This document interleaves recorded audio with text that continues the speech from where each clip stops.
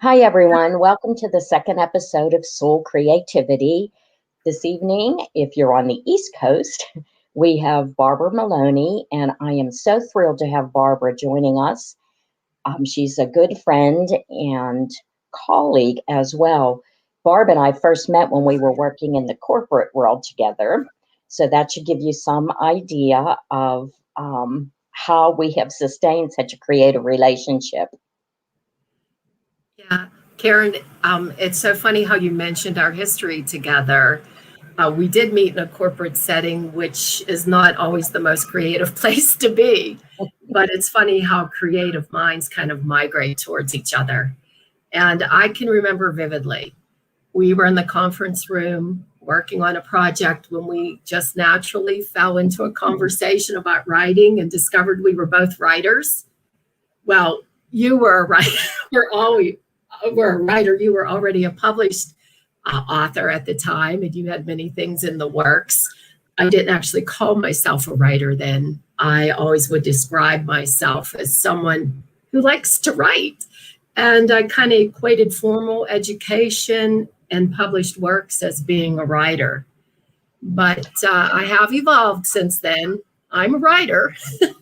I had and still do have numerous notebooks of ideas and thoughts. I would always gift my writing to people, through stories, through letters and thoughts. I would give them like framed original thoughts, or even on gift tags, have a little poem or a story. Volunteer for anything writing. I was that person that raised their hand every time someone asked, can anyone edit my paper? I can do that. Or can anyone submit for the company newsletter? Or can anyone write an article about whatever? And I'll do it. I didn't even wait for the subject. It was like me, I'll do it. And I was always quite happy to be anonymous when doing it. Not just the writing, Barb, and I knew right from the beginning that you were a writer and that we were compatible. And I do hear that we have you might want to turn your sound on. I'm going to turn mine down a little bit just in case that's the feedback we're getting. Oh, okay. I fortunately am not hearing feedback, but let's see. And maybe it was just on my end, me picking it up. I don't hear it right now. Okay, how about that? So we'll try that. I can still hear you. I am still getting feedback, but I don't know what it's from. Okay, listen, is it still going? Yeah, yeah. And I'm sorry, I really don't know how to get rid of I turned it down to I did have it at 100. That might have made a difference. Yeah, I have mine down pretty low right now. Anyway, getting back to writing, I knew instantly that you were a writer as soon as we started talking. But in addition to the writing, there are so many overlaps in our stories as young wives and young mothers that parallel one another, and we connected in that way too. So I was wondering if you could tell us a little bit about that part of your life. Yeah, it is funny, Karen, that even now we have overlaps and we're like, oh my gosh, that's like one more thing. Like, what is this? We are just like magnetized to each other. But my story really is, I like to start it. I mean, as a kid, I was the kid that always had the notebook or, followed all the cute little movies or series that always had the person that was writing notes and writing memoirs. So I always did enjoy that. And everybody that knows me sees my notebooks and gives me notebooks. But as a young wife and mom, I had aspirations then to go to school and be a writer. Going to school right after high school didn't work out because of any kind of life situations that were going on in my home at that time. But there was a time when, in fact, being young and a mom, I had registered for fall classes. And at that time, I was working as a secretary. I always did work in big business. And my husband was a steel worker. We were probably like most families, juggling shifts, juggling family, and raising a family and building a life. But there was an event, I think, that was substantial in changing the course of our lives then, and it was the collapse of the steel industry in Pittsburgh. That really affected us. There was no internet, to read at the time that could give you any advance warning, and only the savviest of people would know that something like that was coming, and we were not prepared for it. And it really took us by surprise, and it took us really years to rebuild. So we made many decisions at that time for the good of the family and without regrets. And I still stand by those decisions. But a lot of those decisions involved me putting my education on the back burner to pursue greater and better things at that time for our family.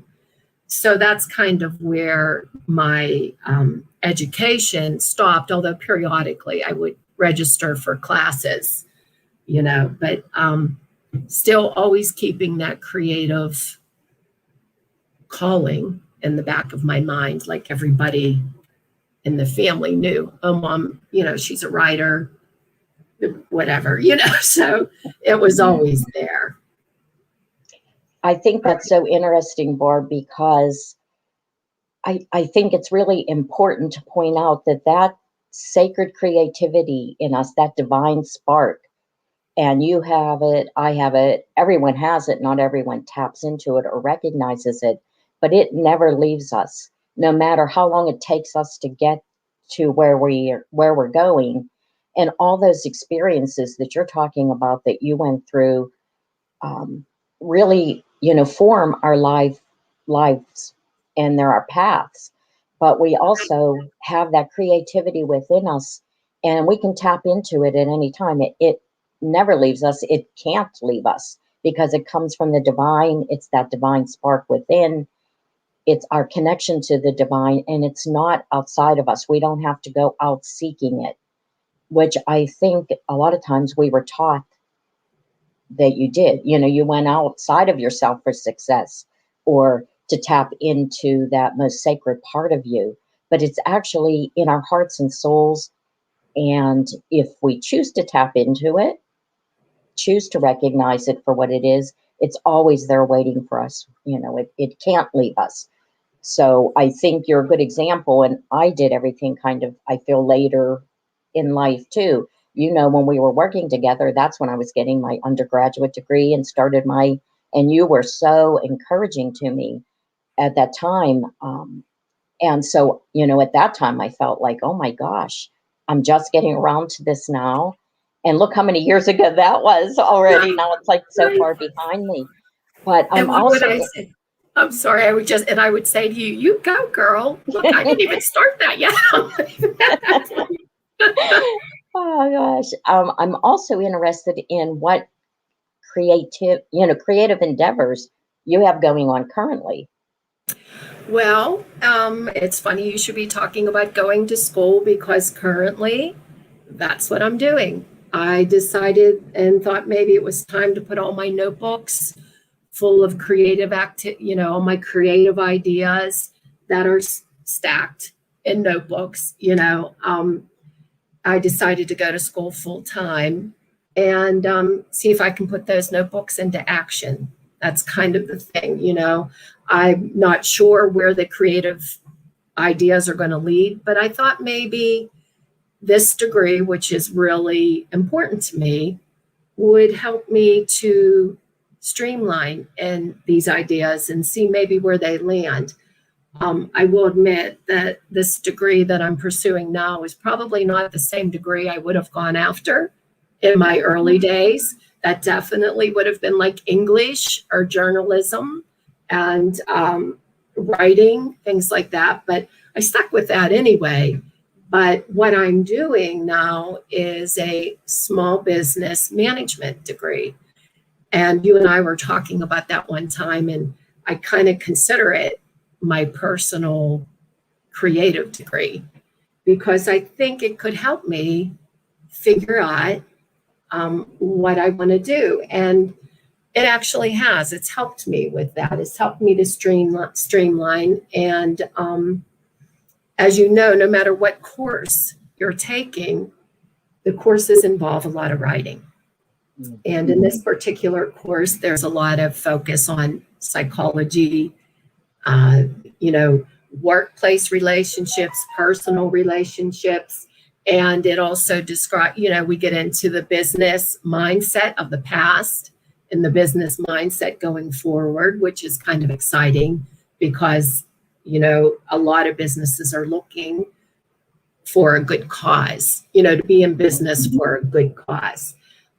So I get to write a lot about that, and I draw upon my past experiences when I'm doing my papers because I have a perspective now that perhaps I wouldn't have had years ago. You know, I've experienced a lot of the workplace. I don't want to say it's changed for women even since we've started our workplace. You know, I actually had jobs where I was told I couldn't advance because I had kids.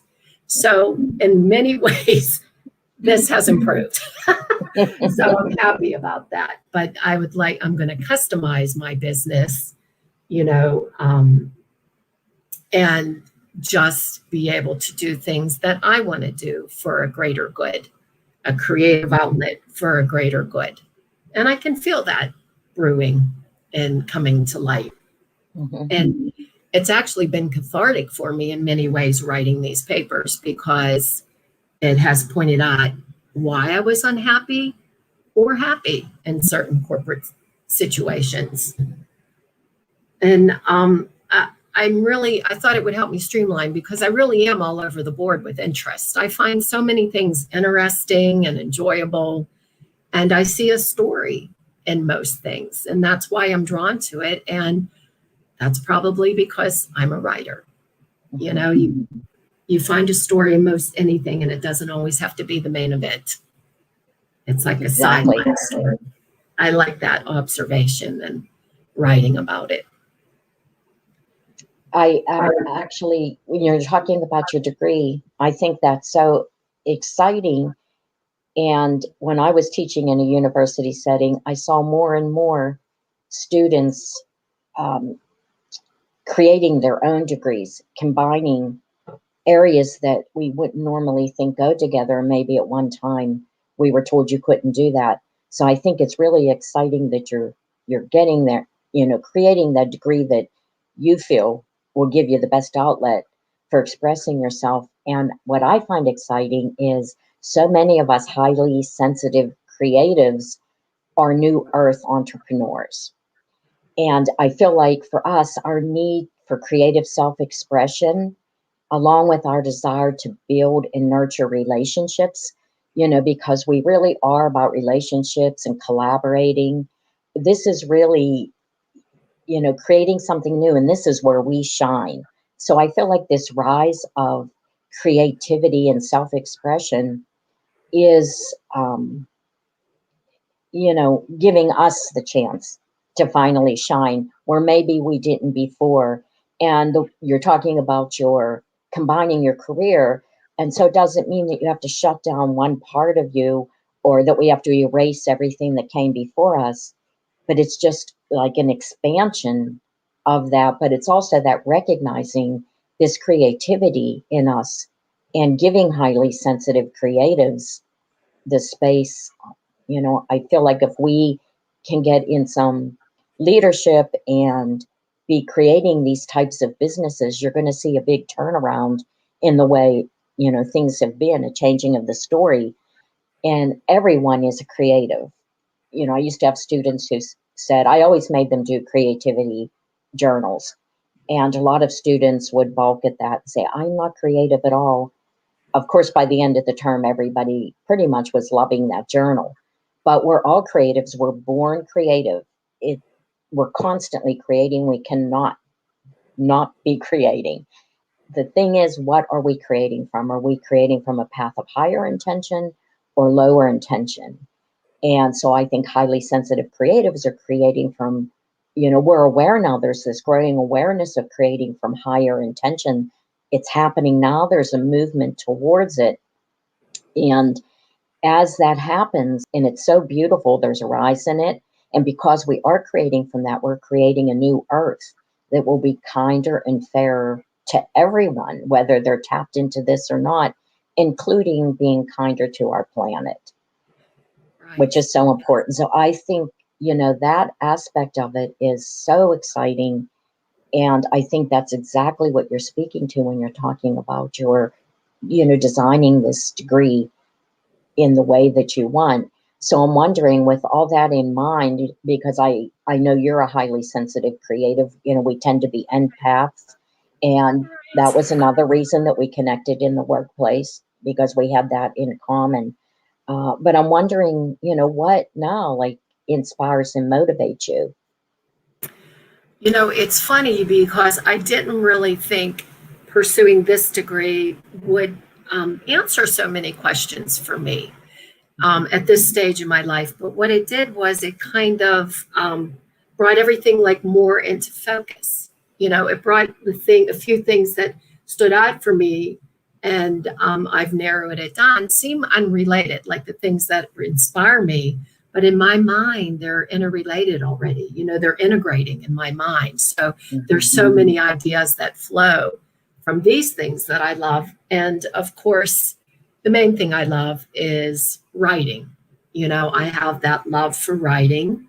I have love for flowers and gardens and nature. We have like incredible flowers here, and I'll speak to that a little bit. I love photography. The flowers inspire me for like beautiful photos, and I want to pursue that a little bit more. And strangely enough, even though this doesn't seem related, I have a real love for labor history. And I have found that that really is something that, like, I have a soft spot for. I always did appreciate labor. I think growing up in Pittsburgh, raised by a working class family and being involved with how unions work and all of that. And especially, that defining moment in our early married life with the collapse of the steel industry, it made me really focus and think about labor in a different way. And my husband is also, he spent his career, even after the collapse of the steel industry, in blue collar labor. He built bridges. And I always say, he figuratively and literally built bridges. So because I'm very lucky that he happens to be a real partner with me. I know being married young and dating young and everything, a lot of times that doesn't happen because you do grow, but we've been fortunate to grow together and be partners and be total support for one another. So it's a blessing in my life. So I do call myself a student of labor history, because Pittsburgh was the central stage for a lot of that history. So I like to romanticize about it. I have it like a backdrop for a novel that's out there in here, that I plan to write. And it brings in factions from my past. My grandparents, both sets were immigrants, and my Irish grandparents immigrated from Galway, and my grandpa worked on the Pennsylvania Railroad here in Pittsburgh. So I want to do a little research there and see how that ties in with, the Pittsburgh labor movement and everything that's involved with that. But the other thing that I think too, and this will sound odd, but we have a lot of ancestor flowers in our garden. This garden, when we moved here, this was just a cottage fixer-upper in the woods, surrounded by pine trees. And you would take a little farm road up to the house, and it was just nestled in among these trees, not a blade of grass or a flower anywhere, because of the pine needles were a blanket. And about 20 years ago, we had a microburst here in Ingomar, and it blew away all our trees. And that was sad and scary and a lot of work. But the one thing that it brought in return was sunshine and flowers. So this landscape of gardens has emerged from flowers that, from family homes, ancestor homes. My mother's house our grandmother's house, my in-laws' house. If there was a pretty flower, we would transplant it to this garden and it would mean something. And they have really flourished. And I get a lot of inspiration from that. I will just sit in that garden, and meditate and pray and get my life together. And it's a big inspiration for me. So I enjoy that. It's a positive thing. And, talking about ancestors and gardens and how school has brought all these things out in me that I like to focus on. Nathan, when I first started my higher education pursuit, my oldest child, Bridget, had just started kindergarten. And being a mom of three, working full time, my plan was at that time to take one course a semester. And I'm thinking when she graduated from high school, I might be ready to graduate too. Well, as life takes over and with our rebuilding process with the steel industry, and we made different decisions, we put that school on the back burner. But maybe that's exactly the scenario, I needed to go. Like for a long time, I was like, oh, I have to do this. I have to do this. But once I finally started that, I realized that's the scenario that needed to occur because I've had great experiences now that maybe I wouldn't have thought were so great, earlier. So during that time, and this is really a cool thing, during this time, this journey, like following my creative path, I feel like we're building circles, like little circles along our way that we don't even know we're building until they connect at some point later down the road. You know how they say the circle of life, you think of it as one big circle, but I see it as many little ones that we're building as we follow our path. And if we stay with our calling, these little circles emerge all around us. And that is one thing that I hold on to and I love about this current journey that I'm on.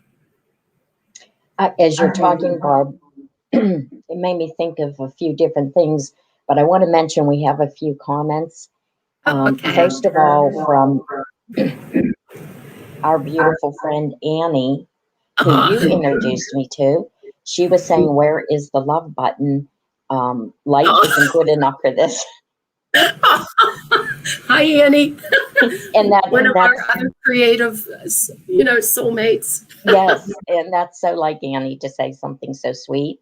And also from Lori in New York State, she said we had a microburst here in New York, northern New York, too.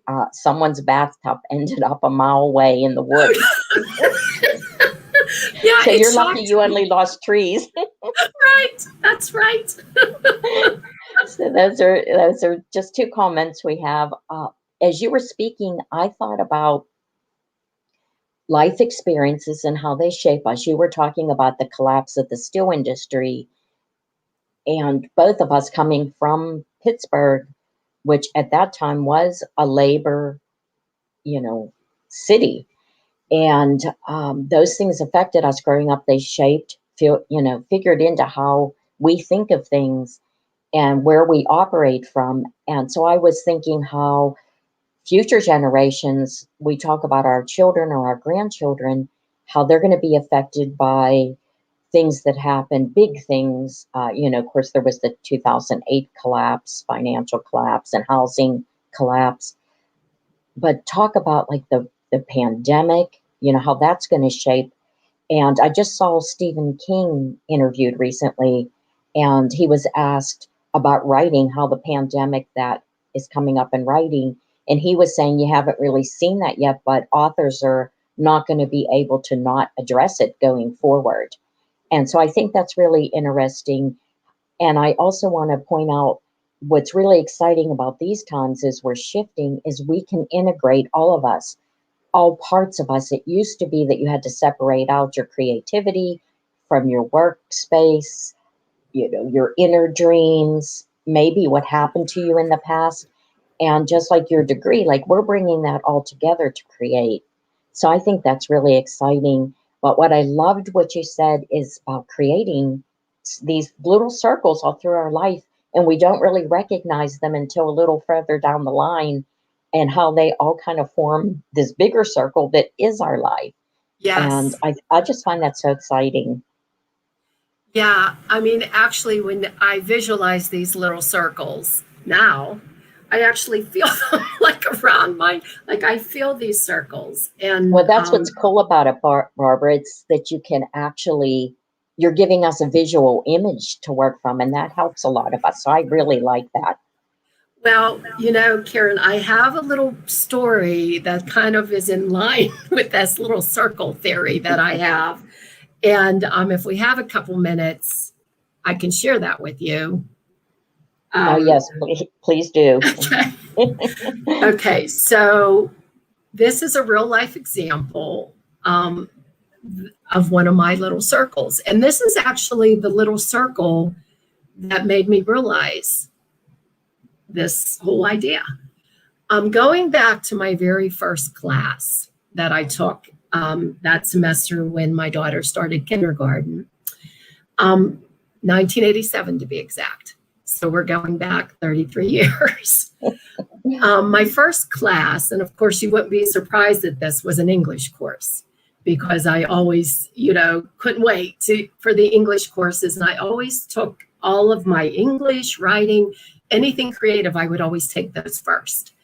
So that was the very first class, the very first semester, and I was delighted that I was actually going. It was just really important to me.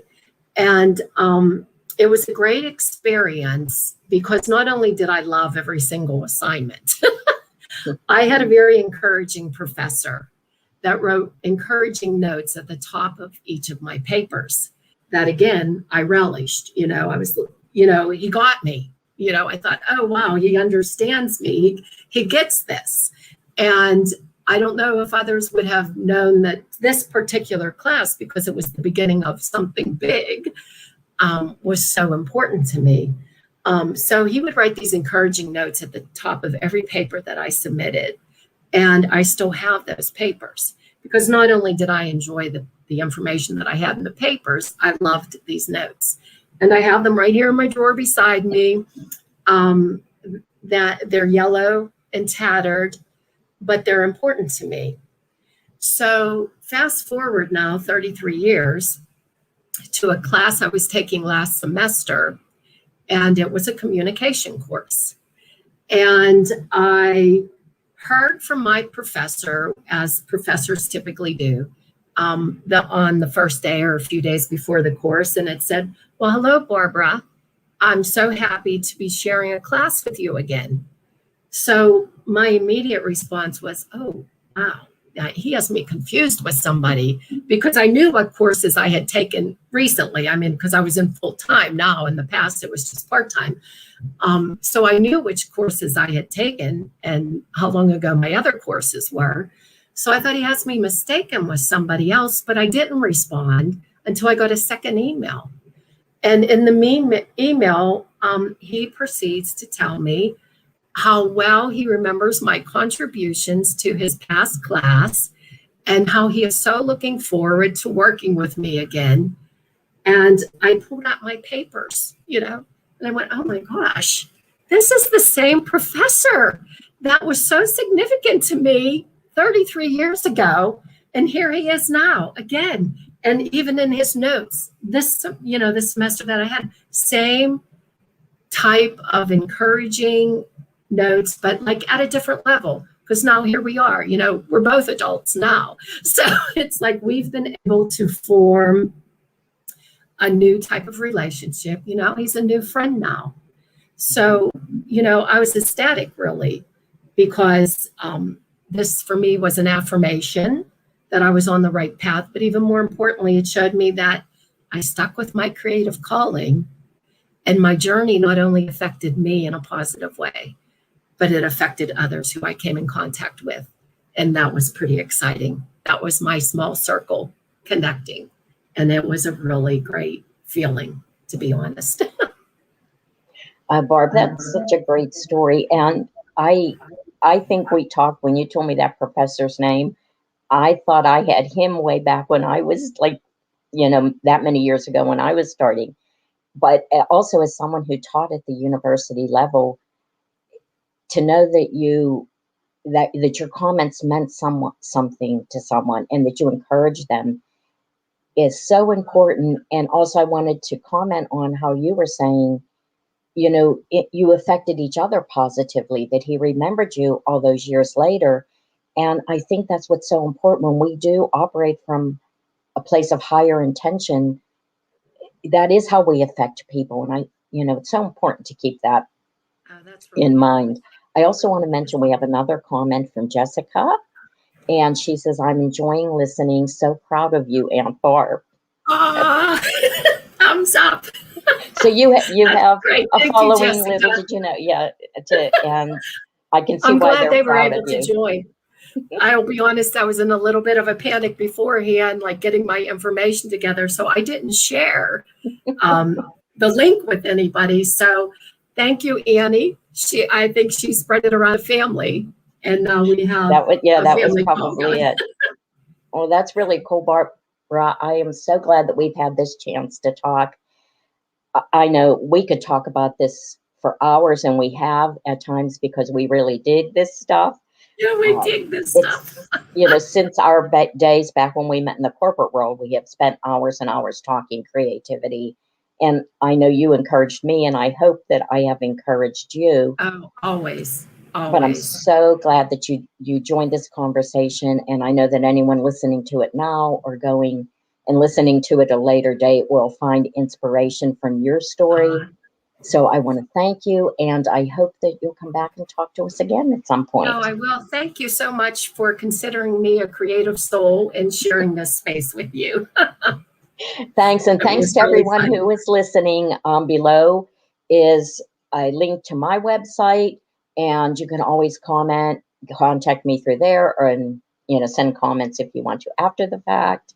Please like and subscribe. And again, thank you, Barb, and we will be talking to you again sometime soon. Okay. Thanks, Later. everyone. Bye. Bye-bye.